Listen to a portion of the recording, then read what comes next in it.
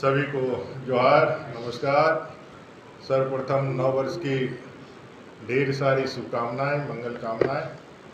चैत्र नवरात्रि की भी शुभकामनाएं, मंगल कामनाएं। आज के इस प्रेस वार्ता में आप सबका एक बार पुनः अभिनंदन है।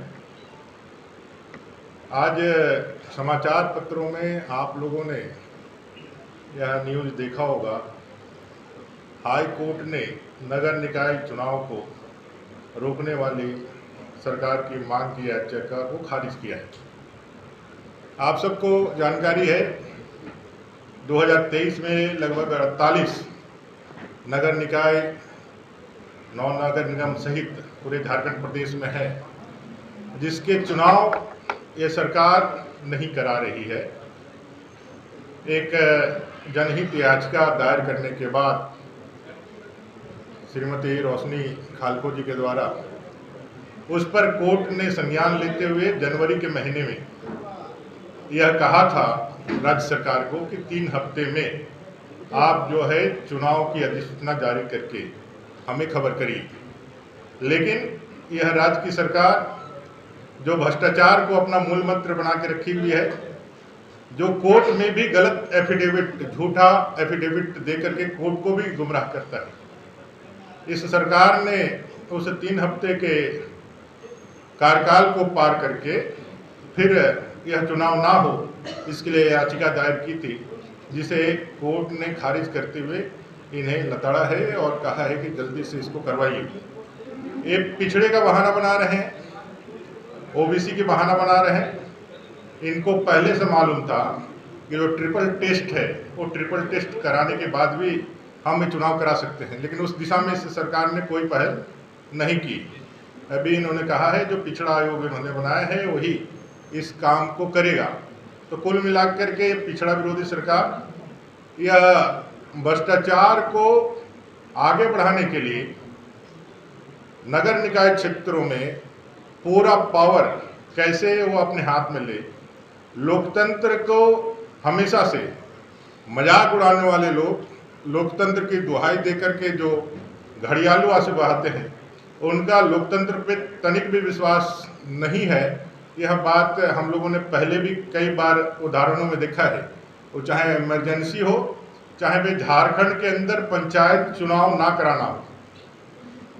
लगभग 20 से ज़्यादा सालों के बाद जब आदरणीय अर्जुन मुंडा जी की सरकार बनी थी झारखंड में, तब पंचायती राज व्यवस्था के तहत पंचायतों की चुनाव करा करके, विकेंद्रीकरण करा करके यहाँ के जो त्रिस्तरीय व्यवस्थाएं हैं संवैधानिक, उसको इन्होंने पुनर्जीवित करने का काम भारतीय जनता पार्टी ने किया था। फिर हम लोगों ने नगर निकाय के चुनाव करवाए थे, स्मूथली कराए थे। धारा 243, अनुच्छेद 243 यह बाध्यकारी बनाता है कि समय पर चुनाव हो, जो सरकार नहीं करा करके एक संगीन अपराध भी कर रही है, और इसके पीछे का मंशा सिर्फ और सिर्फ भ्रष्टाचार है। और हम सब लोग जानते हैं कि भ्रष्टाचार के सारे ऐसे जनक लोग आज मोदी जी के भ्रष्टाचार के विरुद्ध जीरो टॉलरेंस की कार्रवाई से इतने डरे हुए हैं, पूरे देश के अंदर एक गठबंधन बना करके एक दूसरे को चोर चोर मुसेरा भाई जैसा मदद करके एक दूसरे के आंसू पोंछने का और एक दूसरे का कंधा में कंधा मिला करके एक आभा मंडल तैयार करने का भी प्रयास कर रहे हैं। कुल मिलाकर के इस राज्य सरकार को 2024 के आम चुनाव में जाना ही है। उससे पहले 14 की 14 लोकसभा सीटें और गांडे की सीट जीत करके इस सरकार को एक ट्रेलर दिखाने का काम झारखंड की जनता करेगी। और जो मैंने कहा कि भाई ये लगातार गलत एफिडेविट और गलत दावे कोर्ट में पेश करते हैं, आप सबको याद होगा कुछ दिन पहले अखबारों में मैंने पढ़ा था कि सरकार ने जाकर के कहा है कि जितने भी चुनाव आयोग है, चाहे वो सूचना आयोग है, चाहे अन्य जो आयोग है, उसके सारी प्रक्रिया पूरी कर ली गई है। आचार संहिता या बाकी कारणों से उसको हम लोगों ने पब्लिश नहीं किया है।